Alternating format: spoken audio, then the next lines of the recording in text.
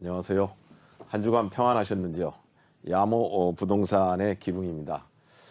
늘 가지고 있는 지식보다는 제가 가지고 있는 경험 위에 방송을 보시는 시청자 여러분들이 제 어깨에 올라타서 제 눈처럼 이렇게 부동산 시장을 바라볼 수 있는 그런 이야기를 하면 좋겠다 싶어서 늘 고민하고 있는데, 그러다 보니까 지식이나 이렇게 정보의 전달보다는 제가 겪어왔던 경험을 토대로 제 이야기를 하는 그런 방송을 하고 있습니다. 오늘은 주제를 2022년 부동산 투자 전망, 이렇게 굉장히 광범위하고 크고 거창한 이런 타이틀을 걸었습니다만은, 사실은 드리려고 하는 얘기는 이렇게 제가 좀 간략히 좀 구분을 해봤습니다. 평소 방송에서 많이 하던 얘기를 오늘은 좀 간추려 볼 생각입니다. 엊그저께 제가 집에 있는데, 저희 집에 이제 아이들 중에 하나가 이제 사회생활을 하고 있어요. 그래서 이제 뭐 개인 자영업을 하고 있는데, 이제 딸아이인데 그 부동산에 부쩍 관심을 갖기 시작하는 거예요. 사회생활을 몇 년 해보고 또 자기가 자영업도 이렇게 이제 같이 하면서 보니까 돈을 버는데 이거 월급쟁이도 아닌 것 같고, 자영업도 일반 자영업은 좀 아닌 것 같고, 부동산이 정말 괜찮다, 이런 생각을 맹랑하게도 용감하게 한 것 같습니다. 그래서 이제 경매에 관심을 갖는 거예요. 왜? 돈이 없으니까. 젊은 사람들이 가진 돈이 있을 리가 뭐 만무하죠, 일반적으로는.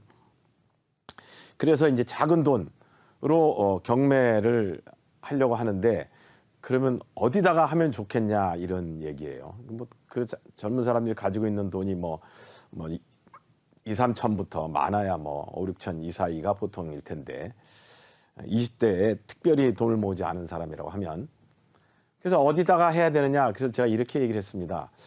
어디다 해야 될지는 너도 다 알고 있다. 가만히 이렇게 조사를 해보면 되는데, 어떤 조사를 하느냐?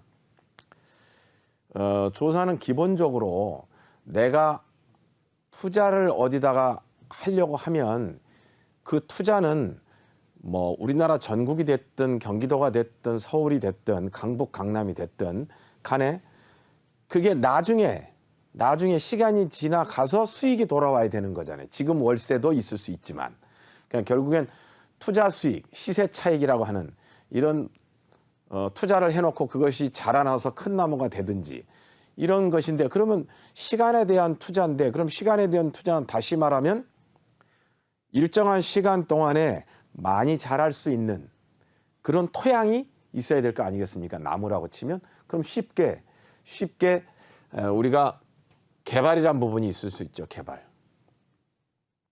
개발은 흔히 말하는 이제 도시개발이 되겠습니다. 도시개발. 그런데 도시개발은 워낙 도시에 일어나는 모든 개발을 다 포함할 수 있지만, 정부 주도의 도시개발이 있고 민영 주도의 도시개발이 있겠죠. 예를 들면 재건축 같은 경우에는 민영 주도가 될 테고, 그러니까 이런 도시개발이 되는데, 이 도시개발의 또 하나가 이제 한 축이 전철 같은 게 있을 수 있죠. 전철과 도로. 위에 거는 재건축과 재개발, 밑에 거는 전철과 도로, 이렇게 볼 수 있습니다. 그럼 이게 되는 곳을 가면 될 거 아니에요, 이게 되는 것이. 지금 현재 강남에서는 엄청 눈에 띄는 게 이제 반포 주공 아파트가 이제 재건축이 2주를 다 이제 했습니다. 그래서 재건축을 이제 공사가 들어가는 거죠. 예를 들어서 이렇게 눈에 보이는 데도 있지만 눈에 안 보이는 데는 찾아야 될 거 아니에요. 그럼 간단합니다. 그거는 정부 산하의 홈페이지들이 있어요. 뭐 그 홈페이지들이 있는데, 정부 산하의 뭐 국토개발부도 있지만 이 다양한 홈페이지들이 있습니다. 거기에 들어가서 열람을 해보시면 전국을 다 볼 수가 있어요. 그래서 제가 아이에게 그렇게 얘기했어요. 인터넷에서 개발이 되고 있는 정부 관련 산하의 사이트나 그런 사이트를 들어가서 보면 재건축, 재개발, 그리고 도로, 뭐 항만까지 다 나와 있다. 그걸 봐라. 또 하나, 전철은 이제 철도를 포함하겠죠. 철도. 도시의 그런 재개발이나 재건축도 있지만 전철이나 철도가 놓여지는 것을 우리가 정부가 다 공개를 해놔 있습니다. 그래서 그거를 들어가서 보면 되는데, 이 정부의 전철과 철도가 계획망 같은 게 네이버에서 검색을 하실 때 미래철도라는 그런 이제 그 블로그가 있습니다. 저는 이제 몇 년 전에 한번 봤는데, 예를 들어서 개인이 이렇게 운영하는 그런 블로그, 자기의 그 어떤 전문적인 지식을 기반으로 누군가에게 봉사하고자 하는 그런 마음으로 운영하는 것 같아요. 그런 것들을 들여다보면 됩니다. 그러면 예를 들어서 10년 뒤, 20년 뒤에 철도 계획이라든지 전철 계획이라든지 이렇게 다 나와 있어요. 자, 이렇게 해서 개발과 관련된 소스를 일단 정리를 해야죠. 소스를 정리해서 중요한 것은 개발을 하거나 철도가 놓여진다는 게 중요한 게 아니고, 그게 언제 공사가 들어가느냐가 중요합니다. 그러니까 계획을 놓고 우리가 투자를 하는 게 아니고, 그 계획이 실행 단계에서 투자를 하는 거죠.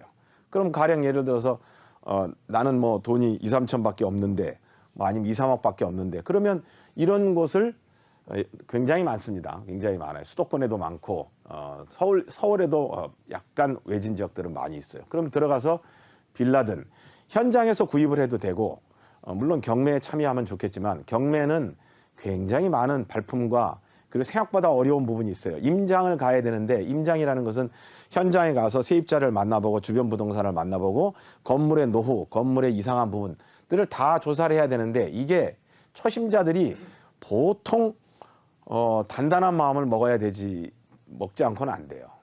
그러니까 현장에서 구입하시면 됩니다. 현장에서. 전세가들이 요새 높으니까. 그렇게 해서 충분히 내가 어디가 움직일 건지를 알아보고 갈 수 있다. 이렇게 이제 얘기를 해줬어요. 그랬더니 아하, 그렇구나 그러더라고요. 근데 이제 이렇게 제 개인적인 그런 이야기를 드린 것 같지만, 대다수의 부동산을 투자를 안 해본 분이나 초심자들의 경우에는 어떻게 접근을 해야 될지 굉장히 막연하게 느낀다는 걸 제가 제 아이를 보면서, 저는 부동산을 하는 아빠인데 늘 볼 거 아니에요. 그런데 그렇게 막연하게 느끼더라고요. 그래서 이제 그렇게 제가 찝어준 경험을 말씀을 드리면서 내년도에 부동산 전망이 어떨지는 금년도에 이미 다 나와 있어요. 뉴스, 또 언론 기사, 또 다 나와 있습니다. 그렇다면 굳이 이 타이틀을 왜 걸었냐? 제가 이제 당부의 이야기를 이제 고객분들이나 주변 분들한테 그런 얘기를 합니다. 뉴스나 정보에 집착하지 마라. 뉴스와 정보는 어제까지 이 얘기를 오늘 한 거다. 그 내일 맞을지 안 맞을지 어떻게 알아요? 물론 기차는 쭉 가다가 그 철길 따라 계속 가지요. 이렇게 턴을 해도 철길 따라 가고. 그런데 세상의 이 경제라든지 세상 일은 그렇지 않지 않습니까? 오늘의 뉴스는 어제까지의 일을 오늘 보여주는 거니까 그게 내일 맞는다는 보장이 없잖아요. 그래서 그 투자 전망이라고 이렇게 타이틀을 건 것은 뉴스나 정보에 너무 집착하지 마시라, 이 얘기를 사실 하고 싶습니다. 그렇다면 내년에 아파트 값이 떨어질 거다, 오를 거다. 지금 대부분 다 내년에 아파트는 쓴다, 이렇게 얘기를 하고 있죠. 그러면 상업용은 어떠냐? 상업용은 좀 예외적으로 이게 항목이 다르니까, 장르가 다르니까 정부의 세제라든지 이런 데서 좀 피해 갈 거다, 이렇게 얘기들 할 겁니다. 이게 일반론이고 이게 그냥 전망이에요. 예를 들어서 굳이 투자 전망을 한다고 하면 전체적인 투자 전망은 개인에게 의미가 없습니다 라고 저는 생각해요. 왜? 나는 2천만 원 가지고 있는데, 나는 2억 가지고 있는데, 나는 100억 가지고 있는데, 100억을 가지고 있어도 한 나라의 커다란 경제가 움직이는데 IMF 같은 상황이라고 그러면 물론 예외가 있겠죠. 그러나 그런 상황이 아닌 경우에는 내가 개인이 가지고 있는 얼마의 돈이 움직일 수 있는 틈새는 다 있어요. 그 옛날 60년대 같이 못 살 때, 70년대 같이 그렇게 어려운 나라의 상황에서도 투자는 다 했어요. 누군가는. 대다수의 서민들은 돈이 없어서 안 한다고 못했지만, 그러니까 결국 경제가 어떻게 움직이든 간에 비상시국이 아닌 한은 내가 가지고 있는 돈에 맞춰서 얼마든지 틈이 있다. 주택도 틈이 있어요. 상업용은 당연히 틈이 있죠. 상업용은 사업을 하는 비즈니스의 세계인데 정부가 왜 그거를 애써 강력하게 규제하고 싶겠어요. 이 현대 사회로 들어와서 이 자본과 관련해서 개인의 재산과 관련해서 규제하는 전 세계적인 추세는 토지 공개념, 공공의 이익에 반하는 일은 하지 마라가 아마도 그 주제일 겁니다. 그러니까 특별히 내가 타인이나 타인을 해롭게 하거나 공공의 이익에 해롭게 하지 않는 그런 투자의 틈새는 얼마든지 있다. 그러니까 이 부동산 22년 부동산 투자 전망에 대해서 지금 연말까지 엄청나게 많은 전문가라는 사람들이 내놓을 거예요. 그냥 보고 참고하세요. 저는 그렇게 생각합니다. 다 비슷한 얘기를 하든지 아니면 특이한 얘기를 하든지 둘 중에 하나인데, 그러든 저러든 내가 가지고 있는 돈으로는 얼마든지 투자할 틈새가 있습니다. IMF 같은 그런 것만 오지 않으면. 그러니까 여러분들께서는 제가 당부드리고 싶은 그 말씀이 있다면, 이렇게 투자 전망에 대해서 너무 현혹되지 마라. 그냥 내가 가진 돈으로 틈새를 찾아서 부지런히 움직이시되, 단 꼭 뭐가 있어야 되느냐? 돈이 없다는 생각은 하지 마시고 시간이 보이는 투자를 하시면 됩니다. 시간이 보이는. 이 시간이 보이는 공사가 들어간, 공사가 시작된 개발이나 전철이나 뭐 재건축이나 그런 거에 들어가시면 돼요. 그리고 끝으로 코로나를 이렇게 기회다 이렇게 써놨는데, 코로나가 얼마 전에 약간 풀어줬잖아요. 정부에서.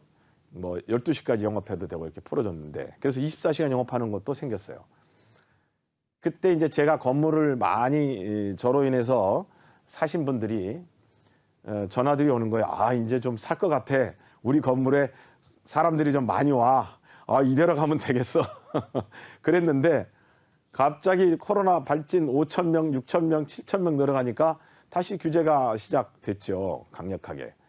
그러니까 그때, 좀 전에 그때는 건물들을 다 집어넣는 거예요. 팔려고 했던 사람들이. 근데 지금은 다시 약간 또 울상이에요. 이 얘기를 드리는 거는 그동안 수없이 말씀을 드렸지만 위기는 기회다라는 말은 딱 맞습니다. 코로나라는 이 위기가 기회로 작용해요.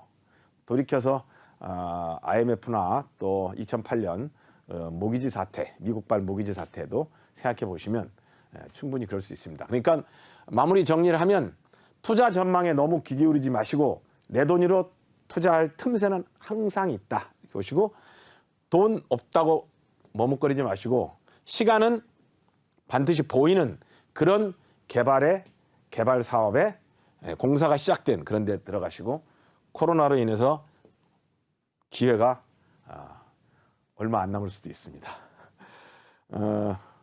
중원부원 말씀드린 것처럼 보이지만 어찌됐든 제가 가진 경험에 의해서 너무 정보나 지식에 집착하지 않고 의존하지 않고 좋은 투자의 기회가 되기를 바라는 마음에 말씀드렸습니다. 다음 한 주까지 평안하시길 바라겠습니다. 양호부동산의 기룡이었습니다. 감사합니다. 네, 안녕하세요.